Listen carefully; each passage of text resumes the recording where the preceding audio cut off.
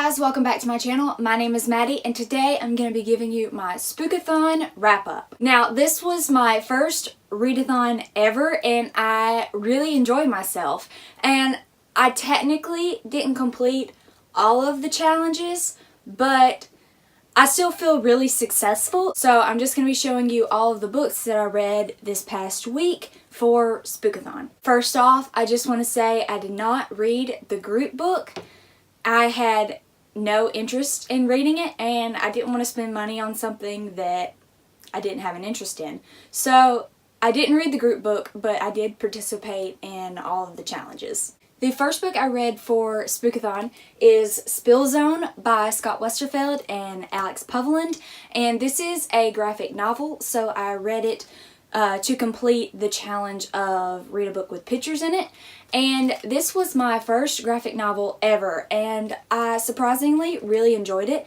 I didn't know what I was going to think because I had never read a graphic novel before, but I did really enjoy it. Because this was my first graphic novel, I don't have anything to compare it to, so I didn't give it a rating, but if I had to rate it, I would probably give it like, I guess, a 4 stars. Like I said, I don't have anything to compare it to, but if you like graphic novels, I think you should totally pick this up. It was worth the read for me, so I think you will enjoy it as well. It is inspired by Chernobyl, so it's about a toxic spill zone. It's all about this girl who makes her living by photographing different creatures and just different things that go on in the spill zone, and like her job is illegal, so she has to sneak into this town in order to make money.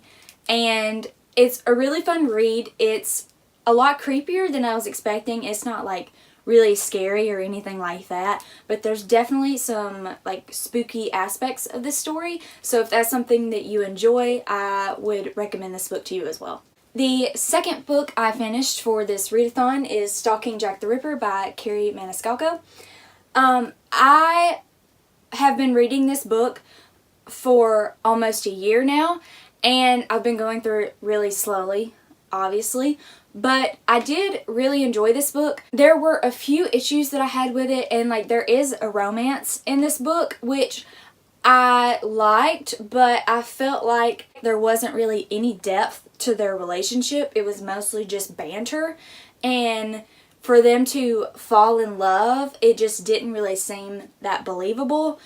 But I really did like their dynamics, so I did enjoy them, but that would be one critique. Also, I predicted the ending very far in advance, and I don't know if that's just me because normally I can easily guess a book's ending, but I felt like this one should have been more of a mystery to me, and it just wasn't. Like, I knew probably in the first 50 to 100 pages who Jack the Ripper was, and so I wasn't surprised by the ending really at all.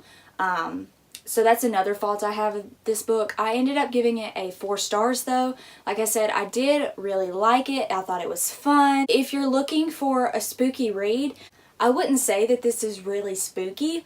It's definitely not as scary as you would think it would be. It does have like gruesome elements. Obviously, it's about Jack the Ripper. So if you know anything about Jack the Ripper, they brutalize their victims' bodies. And so there is a lot of gore elements to this book. But other than that, if you're looking for a scary read, this won't satisfy you. At least I don't think it will.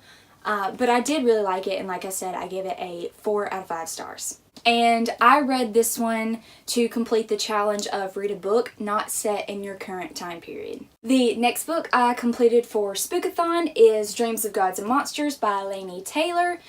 This is one that I've also been reading for a while. I've been reading it for like 2 months, and so I decided that I really needed to finish it, so why not read it for this readathon, because it fit the challenge of read a book with a spooky word in the title, and so I went with monsters. I read this book for this challenge, and it was really slow for me. All the books in the series were really slow for me in the beginning, but then in the end, they always picked up the pace and had tons of twists and turns that blew me away. So I did really like this book. I gave it a 4.5 out of 5 stars.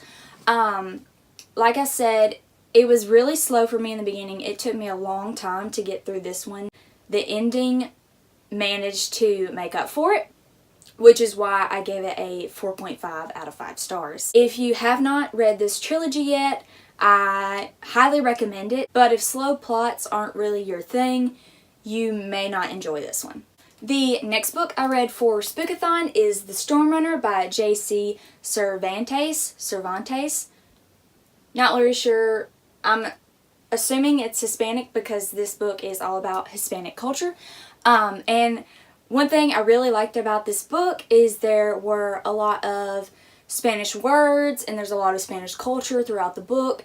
And I took Spanish in high school, so it was really fun to read the parts of this that were in Spanish because I don't really remember a lot of the Spanish that I learned just because it was so long ago and I've never really had to use it since then. But it was fun to read this and pick up on words that I had learned in the past and that I may have forgotten. So it really re-sparked my love for different languages and different cultures. I really appreciated that aspect of this book. Also, the main character in this story is disabled. I thought that was super cool to have in a middle grade story just because that's not something that you really come across in literature. So I really appreciated that. And not only is this person disabled, but this is the main character of the story.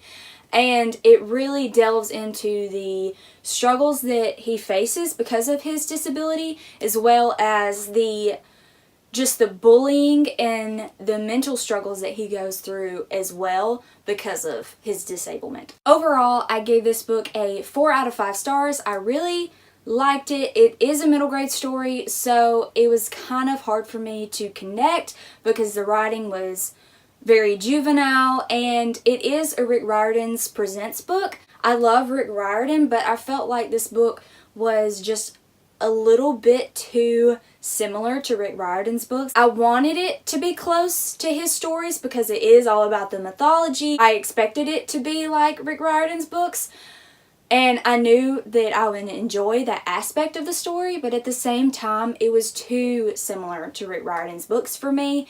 I felt like a lot of it was unoriginal, and it basically felt like not a knockoff of Rick Riordan's books, but it was just too similar for me. It felt like I was reading a Rick Riordan book without the excellence of Rick Riordan, if that makes sense. But anyway, I did like this book, and so if you're into middle grade or if you are a younger reader, you should totally go check this out. It just came out like 2 months ago, so it's fairly new, and I actually didn't know that about this book when I picked it up.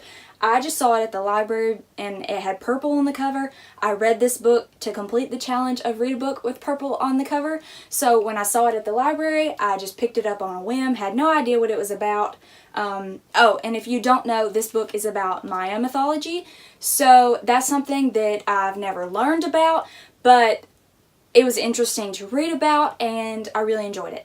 The next book I read for Spookathon is The Girl on the Train by Paula Hawkins, and I actually listened to the audiobook for this one, and I'm just gonna be honest, I haven't actually finished it. I'm still gonna continue on, but I'm a little over halfway in the story, and at this point, I'm really just not that interested anymore. I feel like the book shouldn't be this long. Like, I'm a little over halfway and it feels like the book should already be done by now. I'm very quickly losing interest, and it may just be because I'm not really into reading the thriller genre, but I feel like I should still be gripped by the story enough to want to figure out what's going on, want to solve the mystery. But honestly, at this point, I really just don't care that much. I feel like this book should be ended by now. It shouldn't be this long, in my opinion. I don't know what else to say about this book because I haven't finished it.